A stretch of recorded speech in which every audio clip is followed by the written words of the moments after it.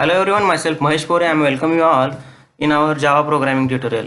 In last few sessions, we had learned about how to create the applet. Okay, what is the difference between the application and applet? Okay, we learn about the life cycle of the applet, and we learn how to execute the applet. And initially, we discuss about the applet tag. Okay, so in this session, we are going to learn about what are the other parameters or other arguments of the applet tag, and how to pass the parameter to the applet, okay, from the user by using the param tag. Okay, so we discuss in today's tutorial is that how to passing the parameters to the applet in the Java. Okay, so it belongs to the fifth unit, it is Java applets and the graphics programming. Okay, develops, what is the unit outcome? After learning this, you will able to develop the programs using the applet implementation for the given problem, and you should understand how to accept the parameters from the user by using the param tag. Okay, so what we will learn today, we will learn applet tag and its attributes. We learn in few sessions, in last few sessions we learn about the what are the compulsory attributes of the applet tag. In this session we are learning about what are the optional attributes that we can use in the applet tag, and how to pass the parameters to an applet by using the param tag, okay, which is embedded within the applet tag. So conceptual map is that we learn applet tag, its attributes, compulsory and optional attributes. We learn the param tag, and to fetch or to get, to parse the value passed by the param tag in the program, how to pass this by using the get parameter method. So see this one. So a Java applet can be embedded within the HTML document by using the applet tag, or you can use the applet tag while written the Java program. Okay, so already आपण काय learn केलेलं applet tag आपण लिहितो. Okay, एक तर तो HTML document मध्ये लिहितो किंवा सिंपल प्रोग्राम मध्ये कमेंट टाकून applet tag लिहितो आपण. ओके, सो कंपल्सरी ॲट्रिब्यूट ह्याच्या अगोदरच्या प्रोग्राम मध्ये आपण तीनच ॲट्रिब्यूट बघितलेले आहेत, एक तर कोड, विड्थ आणि height. Okay, so if you see here, code, width and height are the mandatory. Compulsory attributes तुम्हाला त्या ॲपलेट टॅगमध्ये लिहावे लागतील. ओके, कोडमध्ये काय असणार आहे तर whatever the dot class file of that program. Okay, तुमच्या ॲपलेटचा जो प्रोग्राम आहे त्याची डॉट क्लास फाईल तुम्हाला तिथे मेन्शन करावं लागेल, आणि ॲपलेटची विंडोची विड्थ किती पाहिजे आणि हाईट किती पाहिजे हे आपण विड्थ आणि हाईटला असाइन करू शकतो. ओके, सो मिनिमम हे 3 ॲट्रिब्यूट्स तुम्हाला यूज करावे लागतील. Okay, while declaring the applet tag. Okay, so some of the optional attributes are there, that is जर तुम्हाला पाहिजे असतील तर तुम्ही यूज करू शकता. For example code base, alt, name, align, V space, H space. Okay, so applet तयार करून जी काय आपण विंडो तयार करतो त्याच्यावर जो काय कंटेंट आपण शो करणार आहे की त्याच्या रिलेटेड तुम्हाला काही इन्फॉर्मेशन शो करायची असेल, किंवा तुमच्या ॲपलेटला नेमिंग करायचं असेल, ॲपलेट कुठेतरी दुसऱ्या पाचला तिथून तुम्हाला ते ॲपलेट घ्यायचं असेल, त्याच्यानंतर जो काय डेटा आहे त्याच्यावरचं त्याची अलाइनमेंट करायचं असेल तर हे ॲट्रिब्यूट्स तुम्ही यूज करू शकता. Okay, so learn one by one. Okay, as you know, code, width and height are the mandatory. Code is nothing but what? Code is used to specify the name of the applet.class file. Okay, width, we specify the width of our applet window to be displayed within the browser or the applet viewer. Okay, applet viewer ची window ब्राउझरच्या under किंवा individually जर stand alone मशीनवर जरी show करायची झाली तर त्याची width तुम्ही इथं मेन्शन करू शकता. Height by using the height attribute. Okay, another attribute is that is a code base attribute. Okay, ह्याच्या अगोदरच्या लास्टच्या एक्झाम्पलला आपण बघितलं की जिथं आपला सोर्स कोड आहे, ओके, तिथंच आपला ॲपलेटचा टॅग किंवा HTMLची फाईल आपण लिहितो. सो सिम्पली आपण डॉट क्लास फाईलचा पाथ देतो कोडमध्ये. ओके, सो सपोज तुमची जी फाईल आहे डॉट क्लास फाईल ती कुठल्या तर दुसऱ्या डिरेक्टरीमध्ये असेल आणि तिथून ती रेफर करून तुम्हाला तिथला ॲपलेट लोड करायचा असेल तर कोड बेस हा ॲट्रिब्यूट यूज करू शकता. ओके, तर त्याच्यासाठी कोड बेस हा ॲट्रिब्यूट यूज करा आणि जिथं तुमची डॉट क्लास फाईल आहे तो पाथ त्याला मेन्शन करा. That is it is use to specify the directory location containing your applets dot class file. Code आणि कोड बेस. कोड हे काय, जिथं तुमची HTMLची फाईल आहे, सोर्स कोड आहे, तिथं जर तुमची डॉट क्लासची फाईल असेल तर कोड ॲट्रिब्यूट यूज करा. ओके, त्याच डिरेक्टरीमध्ये या फाईल्स असतील तर. जर तुमची डॉट क्लास फाईल ही कुठल्या तर दुसऱ्या डिरेक्टरीमध्ये दुसऱ्या फोल्डरमध्ये असेल, ओके, तर त्या डॉट क्लास फाईलचं लोकेशन म्हणजे पाथ कोड बेसला असाइन करा, तिथून ती डॉट क्लास फाईल तुमची लोड होईल. त्याच्यानंतर name. Okay, so as you know the Java is for the internet purpose. Okay, so ब्राउझरमध्ये कम्युनिकेशन होतं, त्याचप्रमाणे ब्राउझरमध्ये रन होणारे ॲपलेट जे आहेत ते सुद्धा एकमेकाशी कम्युनिकेट करू शकतात. ओके, सो मल्टिपल ॲपलेट किंवा इंटर ॲपलेट कम्युनिकेशनसाठी नेमिंग हे कन्व्हिनियंट पडतं. ओके, कारण जेव्हा तुम्ही ॲपलेटला काही नेम देताय त्यावेळी कुठला ॲपलेट कुठल्या दुसऱ्या ॲपलेटबरोबर कम्युनिकेट करतं हे ट्रेस करणं सोपं जातं. सो तुम्ही तुमच्या ॲपलेटला नेमिंग करू शकताय, नेम देऊ शकताय by using the name attribute. Okay, that is name is used to give a name to an applet class, and this name will be used when some other applet wish to communicate with this applet. Okay, so you can specify the name by using the name attribute. Another attribute is nothing but what? The alt attribute, which is used to specify the text message that will be displayed in a situation when the browser has recognized the applet tag, but it still cannot load the applet. Okay.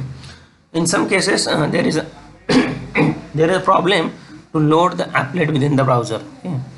If your applet cannot load, okay, so at that condition, okay, you may specify the alternate text. Okay. या सिच्युएशनला जर तुमचं एखादं ॲपलेट एखाद्या ब्राउझरमध्ये load होत नसेल आणि errors येत असतील किंवा प्रॉब्लेम्स येत असतील, तर अशी सिच्युएशन युजरला डिस्क्राईब करण्यासाठी तुम्ही एखादा टेक्स्ट तुमच्या ॲपलेट टॅगमध्ये स्पेसिफाय करू शकता. तो टेक्स्ट तुम्ही आल्ट ह्या ॲट्रिब्यूटला स्पेसिफाय करावं लागेल.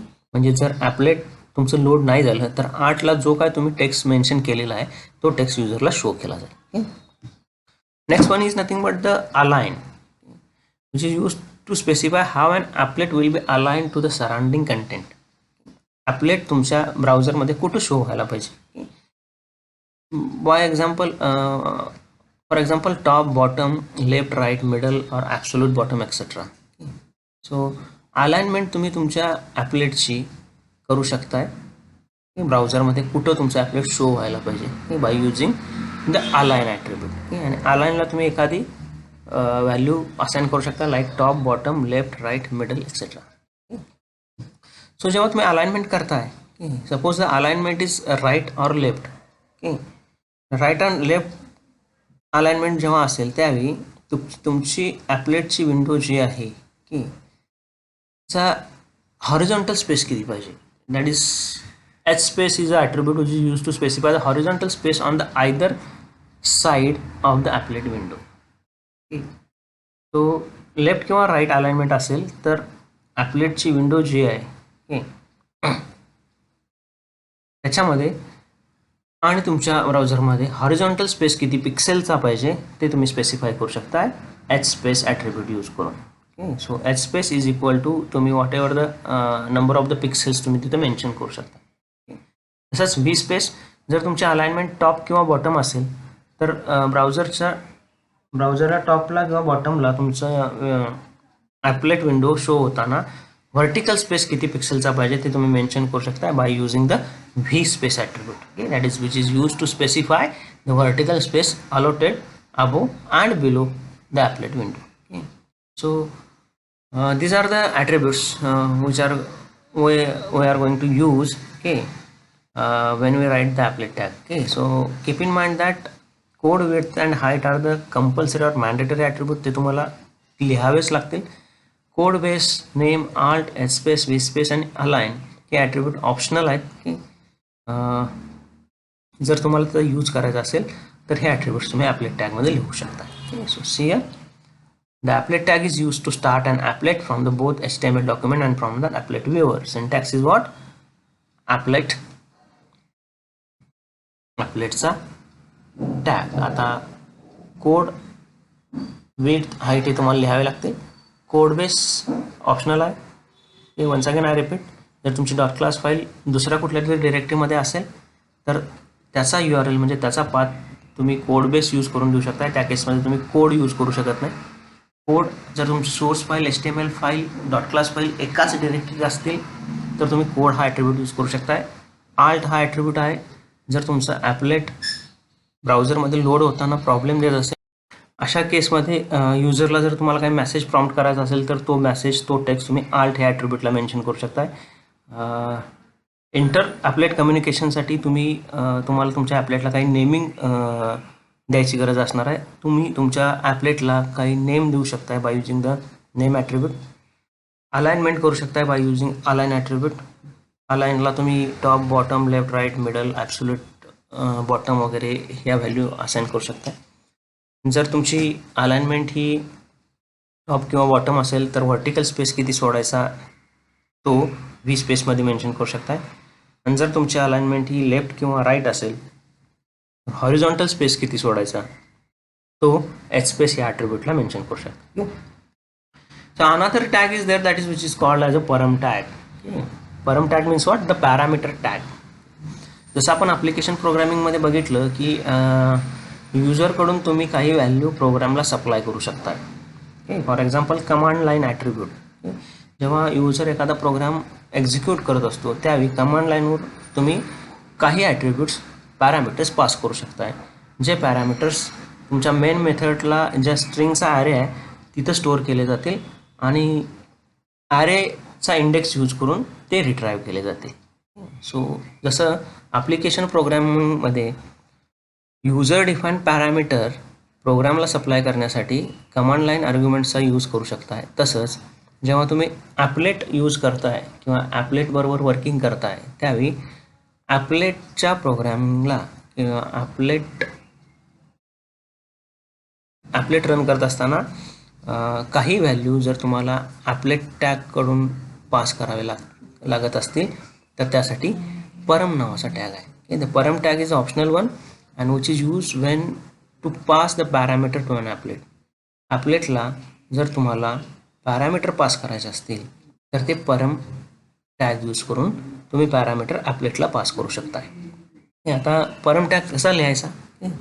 So once again I repeat that, जसं ॲप्लिकेशन प्रोग्रामिंगमध्ये कमांड लाईन आर्ग्युमेंट्स आपण यूज केलेले आहेत, जे आपण काही आर्ग्युमेंट्स, पॅरामीटर कमांड लाईनवरून प्रोग्रामला पास केलेले आहेत, तसेच जेव्हा आपण ॲपलेटबरोबर वर्किंग करत असतो त्यावेळी ॲपलेटला लागणारे काही पॅरामीटर तुम्ही परम टॅग म्हणजे पॅरामीटर टॅग यूज करून प्रोग्रामला पास करू शकता. पॅरामीटर आणि त्याची व्हॅल्यू ह्या दोन गोष्टी तुम्ही तुमच्या प्रोग्रामला पास करू शकता. तर हा टॅग कसा लिहायचा? तर हा टॅग सगळ्यात महत्त्वाचा ॲपलेट टॅगच्या मध्ये लिहावा लागेल तुम्हाला, because it is a part of the applet tag.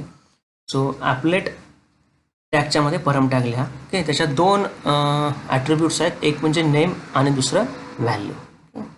आता नेमला काय मेन्शन करायचं? जो पॅरामीटर तुम्ही पास करणार आहे त्या पॅरामीटरचं नाव आणि त्याची व्हॅल्यू. असे कितीही पॅरामीटर तुम्ही पास करू शकता. फॉर एक्झाम्पल सपोज नेम आणि name suppose Mahesh, so value is Mahesh. So parameter आणि त्याची व्हॅल्यू परम टॅग यूज करून तुम्ही तुमच्या प्रोग्रामला पास करू शकता. आता जेव्हा हा पॅरामीटर तुमच्या प्रोग्रामला पास केला जाईल त्यावेळी त्या पॅरामीटरची व्हॅल्यू प्रोग्राममध्ये कॅच कशी करायची? तर by using the get parameter method. Okay, so there is one method in the Java that is get parameter. The syntax is public string get parameter string name. So return type is nothing but the string. Okay, so parameter param tag न pass केलेला आहे, param tag न pass केलेला आहे तो programme मध्ये pass करण्यासाठी get parameter नावाची मेथड तुम्हाला यूज करावी लागेल. That is method takes a string argument which represent the name of the parameter which was specified with the param attribute in the applet tag. To retrieve a parameter, we use the get parameter method. It returns the value of the specified parameter in the form of string object.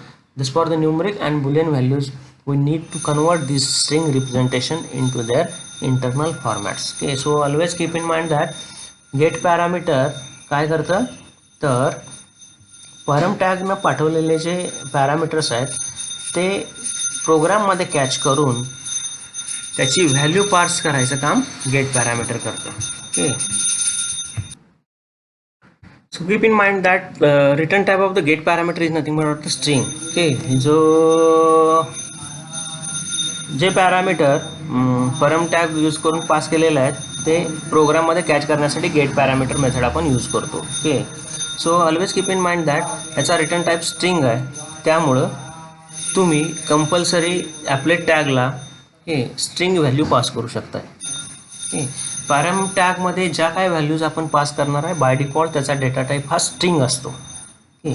जर तुम्हाला काही numeric value जरी send करायच्या असतील तर तुम्ही इथून जरी पास केल्या, suppose the parameter name is A and value is 10. So ह्या सगळे पॅरामीटर्स तुम्ही बाय डिफॉल्ट स्ट्रिंग म्हणून कन्सिडर केले जातात, त्यामुळे हे डबल कोटमध्ये लिहिले जातात. जरी न्यूमरिक डेटा तुम्ही इथून पास केला तरी तो स्ट्रिंग म्हणून कन्सिडर केला जातो. अशा वेळी गेट पॅरामीटर मेथड यूज करून तुम्ही ती व्हॅल्यू स्टोअर करू शकताय, परंतु ती व्हॅल्यू स्ट्रिंग व्हेरिएबलमध्येच तुम्ही स्टोअर करू शकताय, कारण याचा रिटर्न टाईप काय स्ट्रिंग आहे. सो जो काय पॅरामीटर पास केला जाईल परम टॅगकडून तो इथं गेट केला जाईल, त्याची व्हॅल्यू इथं गेट केली जाईल आणि स्टोअर करताना सुद्धा तो स्ट्रिंगमध्ये स्टोअर केला जाईल. जरी तुम्ही न्यूमरिक व्हॅल्यू पास केली तिथून तरी ते ॲज अ स्ट्रिंग म्हणून कन्सिडर केली जाईल आणि स्ट्रिंग व्हेरिएबलमध्ये स्टोअर केली जाईल. मग न्यूमरिक व्हॅल्यू जर तुम्हाला तुमच्या ॲपलेट प्रोग्रामिंगमध्ये यूज करायचे असतील की फॉर एक्झाम्पल 2 टेक्स्ट फील्ड घेतलेत, त्यात काही नंबर प्रिंट केले युजरकडून घेतलेले आहेत आणि त्याचे ॲडिशन शो करायचे आहे, तर अशावेळी परम टॅगकडून पाठवलेले पॅरामीटर हे ॲज अ स्ट्रिंग म्हणूनच कन्सिडर होणार आहे. हे न्यूमरिकल ऑपरेशनसाठी तुम्हाला त्याचं कन्व्हर्जन तुमच्या स्ट्रिंगचं जे स्ट्रिंग्स आहेत त्याचं कन्व्हर्जन इंटिजरमध्ये किंवा दुसऱ्या तुमच्या फॉर्मॅटमध्ये तुम्हाला करावं लागेल. So keep in mind that जे काय आपण पॅरामीटर पास करणार आहात बाय युजिंग परम टॅग ह्याचा बाय डिफॉल्ट डेटा टाईप हा स्ट्रिंग असतो. सो त्यामुळं गेट पॅरामीटर यूज करून आपण त्या पॅरामीटरची व्हॅल्यू गेट करतो प्रोग्राममध्ये, परंतु ती स्टोअर करताना स्ट्रिंगमध्ये स्टोअर करतो. जर इंटिजर व्हॅल्यू जरी पास केला तर ती स्ट्रिंग म्हणून कन्सिडर केली जाणार आहे. अशा वेळी तुम्हाला इंटिजर ऑपरेशन्स करायचे असतील तर त्या स्ट्रिंगचं कन्व्हर्जन इंटिजरमध्ये करावं लागेल. So see here, this is an example of that one. Okay, so as you know, आपण applet लिहितो. Okay, so applet हा क्लास त्याची लाईफ सायकल डिस्क्राईब करतो जो applet नावाच्या पॅकेजमध्ये आहे. सो सी द डिफरन्स, सगळं लोअर केसमध्ये आहे ते पॅकेज आहे आणि ज्याचं फर्स्ट लेटर अपर केसमध्ये आहे तो क्लास आहे. So you want to import the applet class from the applet package. त्याच्यानंतर ॲपलेटवर जे काय आपल्याला डिस्प्ले करायचं आहे, ॲपलेट ही एक विंडो आहे, त्याच्यावर जे काय आपण डिस्प्ले करतो, मग तो टेक्स्ट असेल किंवा कुठले ग्राफिकल एलिमेंट्स असतील किंवा ग्राफिकल कंट्रोल्स असतील which belongs to the graphics class. आता ह्याच्या अगोदर आपण फक्त काय बघितलं, how to draw the string. Draw string नावाचे मेथड यूज केले आणि स्ट्रिंग आपण ह्याच्या अगोदर कशी शो करायची तो शिकलेलो आहोत. सो ॲपलेटवर जे काय शो करायचं आहे ते शो करण्यासाठी आपल्याला ग्राफिक्स क्लास आणि त्याच्या मेथड्स यूज करावे लागतात. जो ग्राफिक्स क्लास कुठल्या पॅकेजमध्ये, AWT पॅकेजमध्ये, त्यामुळं AWT पॅकेज इम्पोर्ट केला. So see here 2 string define केला N आणि A. आणि इथं पॅरामीटर टॅग यूज केलेला आहे. ॲपलेट टॅग लिहिला, कंपल्सरी ॲट्रिब्यूट्स लिहिले, कोड, हाईट अँड विड्थ इथं क्लोज केला आणि त्याच्यामध्ये परम नावाचा टॅग यूज केला. 2 परम टॅग यूज केलेले आहेत, म्हणजे 2 पॅरामीटरने त्याची व्हॅल्यू पास केलेली आहे. पहिल्या परम टॅगमध्ये पॅरामीटर आहे नेम नावाचा आणि त्याची व्हॅल्यू आहे रमेश. दुसरा परम टॅगमध्ये पॅरामीटरचं नाव आहे एज आणि त्याची व्हॅल्यू आहे 25. सो सी हिअर, हे सगळं डबल कोटमध्ये आपल्याला लिहावं लागेल because by default it is treated as a string. So 25 हा जरी न्यूमरिक असला डेटा तरी तो डबल कोटमध्ये मेन्शन केला आहे, so it will be treated as a string. आता नेम आणि एज हे पॅरामीटर पास करायचे आहेत मला प्रोग्रामला, त्याच्या व्हॅल्यू पास करायचे. सो परम टॅग लिहिला, पॅरामीटर टॅग लिहिला.